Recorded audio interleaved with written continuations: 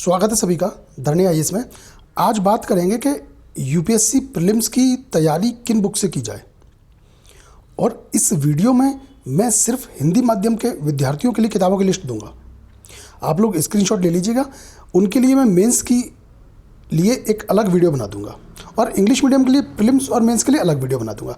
तो आज सिर्फ हिंदी मीडियम के विद्यार्थियों के लिए प्रीलिम्स पास करने की कौन कौन सी बुक्स को पढ़ा जाए, इस बात पर चर्चा करेंगे इस वीडियो में।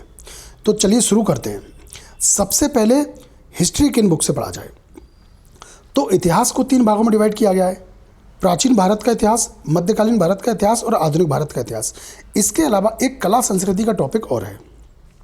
और इसके लिए आपको क्या करना है कि प्राचीन भारत आपको आर.एस. शर्मा की बुक से पढ़ना है, मध्यकालीन भारत आपको सतीश चंद्रा की बुक से पढ़ना है और आधुनिक भारत आपको स्पेक्ट्रम से पढ़ना है। इसके अलावा आपको 11th-12th की एनसीईआरटी बुक भी पढ़ना है। अब इतिहास में कला और संस्कृति वाला टॉपिक है, तो उसके लिए आप नितिन सिंघानिया की जो कला संस्कृति पर बुक आती है आप उसको ले सकते हैं। इसके अलावा अगर आप उस बुक को नहीं पढ़ना चाहते हैं तो एक स्पेक्ट्रम की भी कला संस्कृति पर बुक आती है, आप उसको भी ले सकते हैं। ठीक है, तो ये तो आपका इतिहास के लिए मटेरियल खत्म हो गया। इसके बाद बात करेंगे कि आपको भूगोल कहाँ से पढ़ना है। तो भूगोल के लिए आपको NCERT, 11th-12th, Atlas, Majid Hussain की भारत में विश्व का भूगोल और पर्यावरण पारिस्थितिकी के ऊपर दृष्टि आईएएस की जो अतिरिक्त अंक आता है वो ले सकते हैं। ठीक है, इससे आपका भूगोल खत्म हो जाएगा। ठीक है ना। आपको एटलस और मैप्स का या नेक्से का आपको ध्यान जरूर रखना है। ये आपके पास ज़रूर होना चाहिए, क्योंकि अगर आपको भूगोल अच्छा करना है तो आपके पास की मैप पर कमांड अच्छी होनी चाहिए। ठीक है, और बेसिक आपका एनसीईआरटी से अच्छा हो जाएगा। और जो एडवांस बुक है माजिद हुसैन की वो आपके लिए सफिशिएंट है, आप कर देंगे। और पर्यावरण पारिस्थितिकी की दृष्टि आईएएस। ठीक है, इसके बाद बात करेंगे संविधान के लिए या भारतीय राज्य व्यवस्था कहाँ से पढ़ना चाहिए। तो संविधान के लिए आपको एम लक्ष्मीकांत सभी पढ़ते हैं तो आपको भी पढ़ना है। इसके अलावा एक बुक और लेना है आपको, डी बसु की भारतीय संविधान। ठीक है, तो उस बुक को भी आपको पढ़ना चाहिए। तो आपके लिए ये संविधान के लिए सफिशिएंट हो जाएगा। ठीक, इसमें आपको एनसीईआरटी पढ़ने की जरूरत नहीं है, आप डायरेक्ट एडवांस बुक से पढ़िए। ठीक, इसके बाद बात करेंगे विज्ञान प्रौद्योगिकी की। अब विज्ञान प्रौद्योगिकी आपको पढ़ना है एनसीईआरटी की बुकों से, क्योंकि पारंपरिक एक तो विज्ञान प्रौद्योगिकी आता नहीं है ना। आएगा भी तो एक आध दो क्वेश्चन आ जाए तो, है ना। तो आपको एनसीईआरटी बुक लगाना है इसके लिए, विज्ञान प्रौद्योगिकी। और ये आप एनसीईआरटी 6 to 12th भी लगा सकते हैं। ठीक है, क्योंकि 6 to 10th तो ज़्यादा टफ है नहीं, उनको तो बहुत ही जल्दी खत्म किया जा सकता है। आपको 11th-12th में दिक्कत आएगी बस केवल, फिजिक्स, केमिस्ट्री, बायो, पर्यावरण। ठीक है ना। तो विज्ञान प्रौद्योगिकी के लिए आपको एनसीईआरटी पढ़ना चाहिए 6 to 12th पूरा। ठीक है, इसके बाद बात करेंगे अर्थशास्त्र कहाँ से पढ़ा जाए, इकोनॉमी। तो आप एडवांस बुक में रमेश सिंह की अर्थव्यवस्था के ऊपर जो इंडियन इकोनॉमी लिखी गई है वो ले लीजिए। आपको इकोनॉमिक सर्वे लेना है और एनसीईआरटी की बुक लेना है।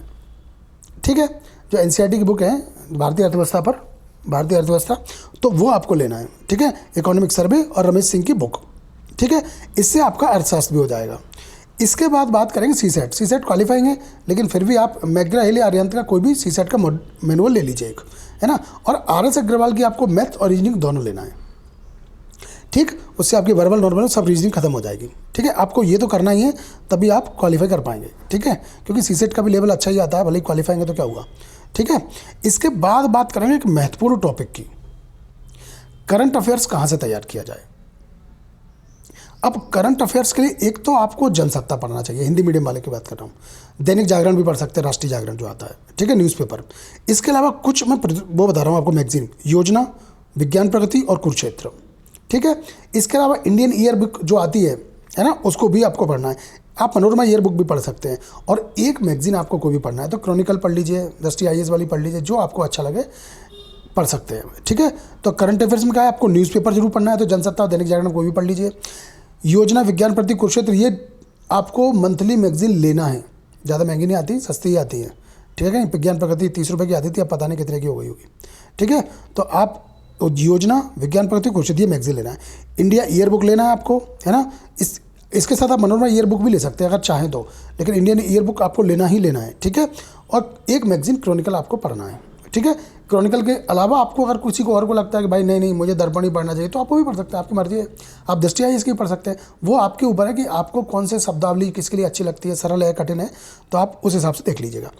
इसके अलावा आपको लूसेंट जरूर लेना है अन्य बुक्स में, क्योंकि लूसेंट से कुछ तथ्य डायरेक्ट पूछ लिए जाते हैं, लंबा छोटा बड़ा, ये जो विविध है, कुछ टॉपिक ऐसे हैं जो डायरेक्ट तथ्यात्मक जानकारी पूछ ली जाती है, वो लूसेंट से पूछी जाती है कभी कभी। अगर आपके 2-4 क्वेश्चन भी सही हो जाए उस छोटी सी बुक से तो और क्या दिक्कत है, ठीक है।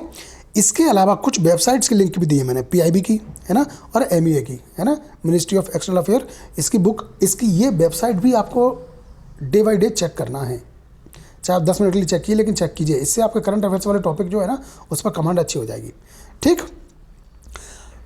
अब ये पूरी थ्योरी खत्म हो गई कि ठीक है आपने ये पूरी थ्योरी कर ली, अब क्या करना चाहिए।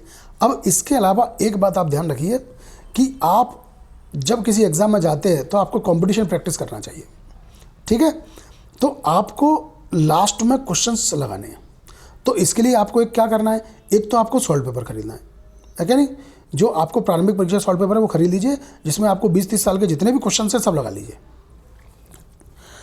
इसके अलावा अगर कोई कोचिंग संस्थान दिल्ली में या आप जिस भी शहर में रहते हो वहाँ पर कोई भी टेस्ट सीरीज चला रहा है प्रारंभिक परीक्षा की, तो आपको कम से कम 2-3 कोचिंग की टेस्ट सीरीज लगाना चाहिए, ठीक है। उससे आपके मन में आप उसी तरफ चले जाएंगे जिस हिसाब से पेपर आता है, आपकी पूरा दिमाग उसी तरीके से काम करने लगेगा जैसा पेपर वहाँ पर आता है। तो आपको लास्ट में टेस्ट सीरीज जरूर देना है प्रारंभिक परीक्षा के लिए, ठीक है। तो आप इसका स्क्रीनशॉट रख लीजिए, ये आपके काम आएगा, ठीक है। मेंस के लिए मैं अलग से एक वीडियो बनाऊंगा जिसमें मैं ये बताऊंगा कि हिंदी मीडियम के जो विद्यार्थी हैं उनको मेंस किस बुक से पढ़ना चाहिए, ठीक है। तो आज के लिए बस इतना ही, मिलते हैं अगले वीडियो में, तब तक के लिए जय हिंद जय भारत।